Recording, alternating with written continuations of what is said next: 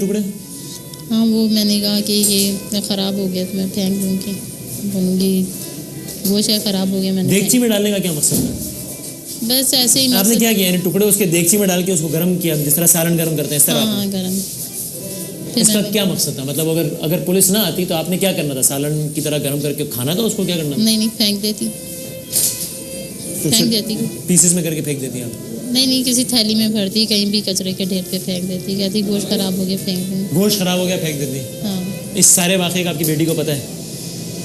थोड़ा बहुत उसको मालूम होगा ही, लेकिन इस तरह ये है कि ना उसने देखा है ना उसको पक्का पता है कि क्या कर रही हैं क्या नहीं अम्मी कर रही हैं। मुझे एक बात बताएं, ये हम इस वक्त बैठे हैं थाने में, इस मुल्क में अदालतें हैं, इस मुल्क के एक चीफ जस्टिस हैं जो हर बात पे सुमोटो एक्शन लेते हैं। हाँ, आपकी शिकायत बजा है, कोई भी इंसान हो अगर उसको शक हो कि उसकी बेटी पे कोई जिना का अटेम्प्ट करेगा तो उसकी गैरत जाग जाएगी। ये थाने हैं, कचहरियाँ हैं, मसाजिद के पेश इमाम हैं, उनको शिकायत की जाती है, आपने खुद अपने हाथ से मार डाला, ये काम क्यों किया? आपने ये क्यों तय किया कि मैं काम खुद करूँगी? थाने शिकायत, मैं इतना जानती नहीं थी ना, मुझे तो इतना तो जानती थी ना कि आप थाने आती शिकायत करती हैं कि ये इंसान ये इरादे रखता है। अब आई हूँ तो पता चल रहा है कि ये इस मुल्क में थाने हैं, ये तो पता है आपको? हाँ, ये तो पता है कि थाने तो है, लेकिन ये नहीं पता था कि ये साथ मिलेगा या नहीं मिलेगा। तो आपको ये यकीन नहीं था कि थानों से आपको इंसाफ, अदालतों में इंसाफ मिलेगा या नहीं मिलेगा? ये यकीन नहीं था, इसलिए आपने काम कर दिया कि पता नहीं मैं शिकायत करूँ, कोई कार्रवाई हो ना हो, पता नहीं क्या हो, इसलिए मैं खुद ही कर दूँ ये काम? जो भी समझ लें अब इसमें से आप। ये अचानक कोई गुस्सा आया आपको और आपने फैसला किया, या आप कई दिनों से सोच के बैठी थी कि जब ये काम मैंने बस ये कर देना है काम? नहीं, तंग तो वो मुझे काफ़ी दिनों से कर रहा था, लेकिन बस जब उसने बच्ची पे नाम लिया, बच्ची को इस तरह कुछ कहने का, तो जब मुझसे नहीं ये चीज़ बर्दाश्त हुई। अपनी बेटी की मोहब्बत में आपने काम कर दिया? यही समझ में, बेटी की मोहब्बत तो गैरत है मेरी। अब अफसोस है आपको कि अगर आप पहले इस थाने में आती हैं, शिकायत करती हैं, शायद हाँ, इस चीज़ का मुझे अफसोस है कि शायद मुझे इंसाफ मिल जाता। पता है अब क्या होगा आपके साथ? आपकी बकिया ज़िंदगी अब कहाँ गुजरेगी? आपने अब अपनी ज़िंदगी के बारे में क्या सोचा है? कैसी अब क्या होगा आपके साथ? अल्लाह की ज़ात है साथ में, बस अल्लाह ताला उस बेटी मेरी को महफूज रखे।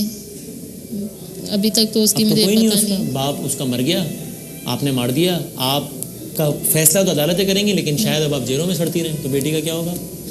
जिस बेटी के लिए आपने काम कर दिया। कोई बात नहीं, अल्लाह की ज़ात तो कहते हैं ना, जिसका कोई नहीं होता उसका अल्लाह होता है। अल्लाह तो है ही ना, अल्लाह करे वो जहाँ भी हो ठीक ठाक रहे, सही रहे। अल्लाह करे मुझे आके मिले, उसके अकल में आ जाए कि मैं अपनी माँ से जाके मिलूँ। आपको ये अंदाज़ा है कि अब आपकी बकिया ज़िंदगी शायद जेलों में ही गुजरेगी? तैयार हैं आप ज़हनी तौर पे इस काम के लिए? अल्लाह की ज़ात होती है भाई मेरे, कोई बात नहीं, गलती की है ना। कानून में कत्ल की सज़ा पता है ना?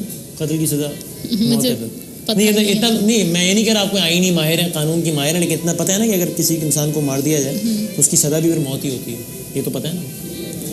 कोई बात नहीं, अल्लाह की ज़ात है। अपील करेंगी जब आप अदालत में जाएंगे तो आप जज साहब से अपील करेंगे कि आपको छोड़ दिया जाए, आपने गैरत के मारे काम कर दिया? हाँ, कोशिश तो करूँगी, क्योंकि ज़ाहिर है मेरी बेटी का ना बाप है ना कोई और है ज़्यादा दर्ज।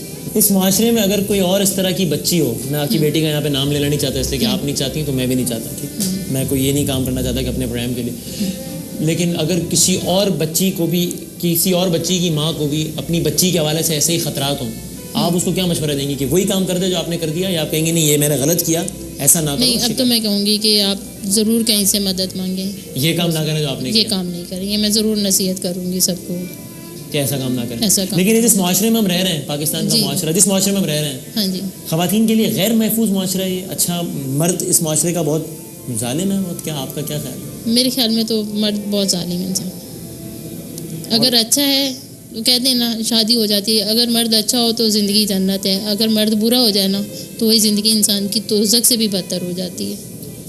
औरतें महफूज नहीं है इस माशरे में? मेरे ख्याल में तो नहीं। बात यह है कि जब उसने दरिंदों वाली हरकत, दरिंदों वाली बात करे तो आप उसका क्या इलाज? तो आपने जो हरकत की क्या वो इंसानों वाली थी? मैंने तो अपनी गैरत के मारे में आके की ना, गैरत के आगे कुछ भी नहीं होता भाई मेरे। अगर आप भी होते मेरी जगह शायद आप कहते इसने तो 2-4 टुकड़े किए, मैं इसे और भी ज़्यादा कर सकती। इसीलिए अभी इस वक्त आपके चेहरे पे बिल्कुल इत्मीनान है, कोई आपको आपके चेहरे से मुझे टेंशन सिर्फ एक है। वो क्या? कि मेरी बच्ची मेरे सामने यहाँ पे आ जाए बेशक, बस, बाकी और कोई फिक्र नहीं है। बाकी मौत ज़िंदगी रब के इख्तियार है, अगर मेरी इसी तरह लिखी है कोई बात नहीं।